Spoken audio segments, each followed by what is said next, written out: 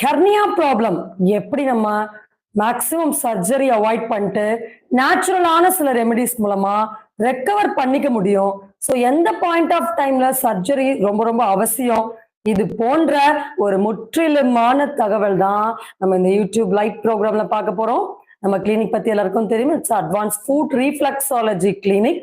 Reflexology மூலமாகவும் சில பாரம்பரிய மருந்துகள் மூலமாகவும் உணவு கட்டுப்பாடு மூலமாகவும் எப்படி பல நோய்களை நாமே நம்ம அளவில் சரி செஞ்சுக்க முடியும் அப்படின்னு நம்ம நிறைய பதிவுகள் நம்ம சேனல்லையும் சரி பிற சேனல்லையும் சரி நம்ம தொடர்ந்து பதிவிட்டு கொண்டே வருகிறோம். அதுவும் ரிசல்ட்ஸோட நம்ம ஷேர் பண்ணிட்டு வரோம். சரி, இந்த பதிவுல ஹெர்னியா பற்றிய முழுமையான தகவல் பற்றி நம்ம தெரிஞ்சுப்போம். எந்த ஒரு விஷயமே நம்ம பழகாத வரைக்கும் அதை பத்தின ஒரு இமேஜினேஷன், ஒரு எக்ஸாகரேஷன், ஒரு தேவையில்லாத ஃபியர் இருந்துட்டே இருக்கும். ஸோ நோய்கள் கூட அந்த மாதிரிதான். நமக்கு அவங்கள